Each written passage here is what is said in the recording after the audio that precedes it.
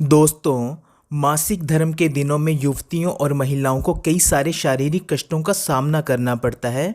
वह शर्म के मारे किसी से अपनी समस्याओं के बारे में बात नहीं करती हैं, जिसके चलते उन्हें गंभीर समस्याओं का सामना करना पड़ता है। आज मैं ये वीडियो खास तौर पर उन्हीं महिलाओं के लिए लाया हूँ। वीडियो लंबी होने के कारण ये दो भागों पल्सेटिला पार्ट 1 और पल्सेटिला पार्ट 2 में बांटी गई है। आप दोनों वीडियो को ज़रूर देखें। इसका शेष भाग पार्ट 2 आपको कल तक मिल जाएगा। नमस्कार दोस्तों, मैं आपका दोस्त डॉक्टर विकास स्वागत करता हूं आपके अपने चैनल होम्योपैथी दी नेचर्स गिफ्ट पर। आप वीडियो को लाइक और शेयर करें। अगर चैनल पर पहली बार आए हैं तो चैनल को सब्सक्राइब कर लें। बेल आइकन को प्रेस करके ऑल को सिलेक्ट कर लें, जिससे लेटेस्ट वीडियो का नोटिफिकेशन आपको सबसे पहले मिल सके। तो चलिए वीडियो का शुभारंभ करते हैं। पल्सेटिला प्लांट किंगडम की मेडिसिन है और इसको विंड फ्लावर भी कहते हैं। पहले जानते हैं कि पल्सेटिला हमारे शरीर में कहाँ कहाँ कार्य करती है, यानी एक्शन ऑफ पल्सेटिला नाइग्रिकैंस। पल्सेटिला मुख्यतः आँख, कान, नाक, आंत, श्लैष्मिक झिल्ली तथा स्त्री और पुरुष दोनों के ही जननेंद्रिय अंगों पर कार्य करती है। अब जानते हैं कि पल्सेटिला के रोगी और उसकी मानसिकता के बारे में। दोस्तों, पल्सेटिला मेडिसिन को उपयोग करने से पहले आपको इसके रोगी की मानसिकता एवं स्वभाव के बारे में जानना बहुत ही ज़रूरी है। पल्सेटिला की रोगिनी शर्मीली, विनम्र, शांत स्वभाव की होती है। रोगिनी बातें करते करते रो देती है, यहाँ तक कि वह अपनी बीमारी के बारे में बताते हुए आंखों में आंसू भर लेती है। नंबर 2, पल्सेटिला की रोगिनी बड़ी ही डरपोक होती है। वह शाम के समय अकेले रहने से डरती है। उसे भूत प्रेत का डर लगता है। नंबर 3, पल्सेटिला की रोगिनी को अगर कोई छोटी सी बात भी कह देता है तो वह उसे दिल पर लगा लेती है। किसी से कुछ कहती नहीं है और अपने ही भीतर दबा लेती है। कभी भी नक्सवामिका के रोगी की तरह पलट कर जवाब नहीं देती है।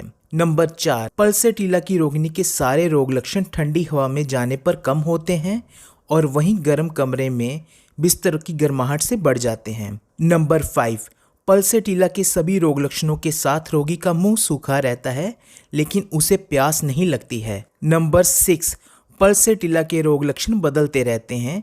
जैसे अभी रोगी को तेज दर्द हो रही होती है, अगले ही पल दर्द कम हो जाती है या दर्द बिल्कुल ही ठीक हो जाती है। नंबर 7, पल्सेटिला रोगी को शरीर के एक भाग में ठंडक और एक भाग में गर्माहट रहती है। अब जानते हैं कि पल्सेटिला किन किन रोगों के होने पर उपयोग में लाई जाने वाली मेडिसिन है। सिर दर्द होना। पल्सेटिला रोगिनी को आंखों के ऊपर माथे में ब्रह्मतालु यानी वर्टेक्स एरिया में सिर दर्द होती है।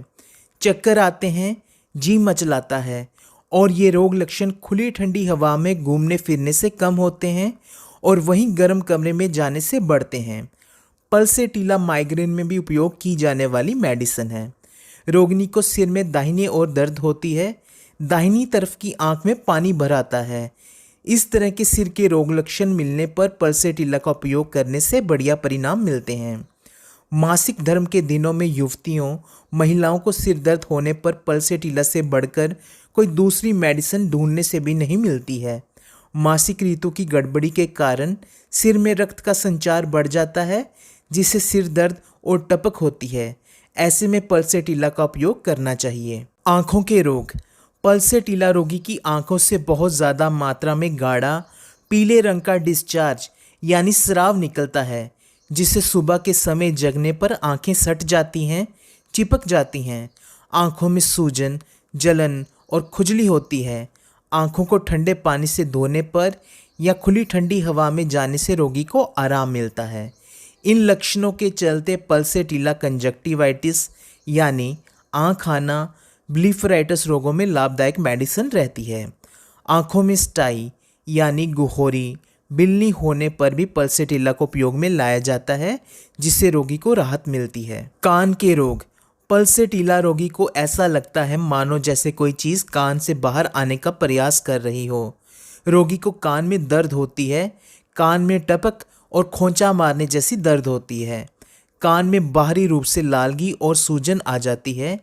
कान से गाढ़े हरे पीले रंग का बदबूदार मवाद निकलता है, जिसमें कभी कभार खून भी मिला रहता है। मीजल्स यानी छोटी चेचक होने के बाद से रोगी को कम सुनाई देने पर पल्सेटिला के उपयोग से बढ़िया परिणाम मिलते हैं।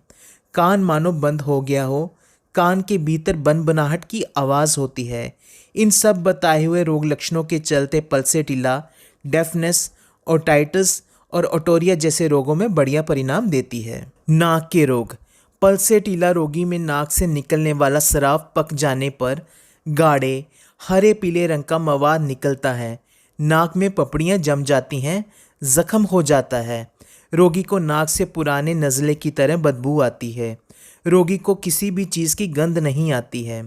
पल्सेटिला रोगी में शाम के समय दाएं ओर की नाक बंद हो जाती है। नाक की जड़ में भारीपन और दर्द रहती है। सुबह के समय नाक से गाढ़ा पीला मवाद निकलता है। ऐसे में पल्सेटिला लाभदायक मेडिसिन रहती है। खांसी का होना। पल्सेटिला रोगी को शाम एवं रात के समय सूखी खांसी होने लगती है। रात को तकिए पर सिर रखते ही खांसी बढ़ जाती है, जिससे रोगी को बैठना पड़ता है। इससे रोगी को आराम मिलता है। सुबह के समय रोगी को गाढ़ा हरे पीले रंग का मवाद निकलता है। इस तरह की खांसी के लक्षण मिलने पर पल्सेटिला का उपयोग करना चाहिए। नींद न आना। पल्सेटिला रोगी को शाम के समय नींद आती है, लेकिन बिस्तर पर लेटते ही नींद गायब हो जाती है। फिर कहीं सुबह के समय जाकर नींद आती है। रोगी माथे पर दोनों हाथ रखकर सोती है। सुबह के समय जागने पर रोगिणी को शरीर में थकावट, बेचैनी रहती है, जिससे वह बिस्तर पर से उठकर चलने फिरने लगती है। ऐसे में पल्सेटिला लाभदायक मेडिसिन रहती है। रोगी को बाईं करवट सोने पर घबराहट होती है, धड़कन तेज हो जाती है। ऐसे में पल्सेटिला लाभदायक मेडिसिन रहती है। पेट संबंधी रोग। पल्सेटिला रोगी की जीभ पर सफ़ेद या पीले रंग की परत जमी रहती है। जीभ फटी फटी सी दिखाई देती है।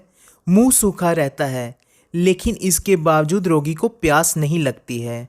पल्सेटिला रोगी वही चीज़ खाना चाहता है जिसे वह आसानी से पचा नहीं सकता है। रोगी को सीने में जलन पड़ती है। रोगी को ऐसा लगता है मानो जैसे कोई चीज़ छाती के भीतर से धक्का देते हुए ऊपर की ओर चढ़ रही हो। ये पल्सेटिला का बहुत ही महत्वपूर्ण लक्षण है। खासकर सुबह के समय रोगी को मुंह में पानी भर आता है। रोगी के मुंह का स्वाद बिगड़ा हुआ कड़वा सा रहता है। शाम के समय मसालेदार, चर्बीशुदा, घी तेल में पकी हुई चीज़ें जैसे पीठी, समोसा, खीर, रबड़ी, मिठाई इत्यादि गरिष्ठ चीज़ें जो आसानी से पचती नहीं है को सेवन करने से रोगी को पेट संबंधी रोग, दस्त, उल्टी, पेचिस, पेट दर्द होने लगती है। ऐसी परिस्थिति में पल्सेटिला बहुत ही लाभदायक मेडिसिन रहती है। रोगी को रात के समय ज़्यादा तकलीफ़ होती है। पल्सेटिला रोगी को खाना खाने के 1 घंटे के बाद पेट में तकलीफ़ होने लगती है। पेट में गड़गड़ाहट होती है। ऐसा लगता है जैसे किसी ने पेट में पत्थर डाल दिए हों। पेट में अफवारा हो जाता है, वायु इकट्ठा हो जाती है, जिससे रोगी पेट पर से कपड़ा ढीला कर देता है। पल्सेटिला रोगी को अतिसार होने पर हर बार अलग रंग एवं परिमाण लिए हुए मल होता है। ये पल्सेटिला का बहुत ही महत्वपूर्ण लक्षण है। रोगी के पखाने में आंव भी मिली रहती है। स्त्रियों को ऋतुस्राव के समय या ऋतुस्राव के बाद होने वाले अतिसार होने पर भी पल्सेटिला सबसे महत्वपूर्ण मेडिसिन रहती है। रोगी को खाना खाने के बाद डकार आने पर उसमें कई घंटों पहले खाई हुई चीज़ की गंध आती रहती है और ये अगली बार कुछ खा लेने तक जारी रहती है। इन सब बताए हुए रोग लक्षणों के चलते पल्सेटिला इंडाइजेशन यानी अपच, अतिसार, पेट संबंधी रोगों में बहुत ही बढ़िया मेडिसिन रहती है। इसका उपयोग ज़रूर करना चाहिए। दोस्तों, ये वीडियो लंबी होने के कारण 2 भागों में आ रही है। इसका शेष भाग जल्दी ही आपको मिल जाएगा। धन्यवाद।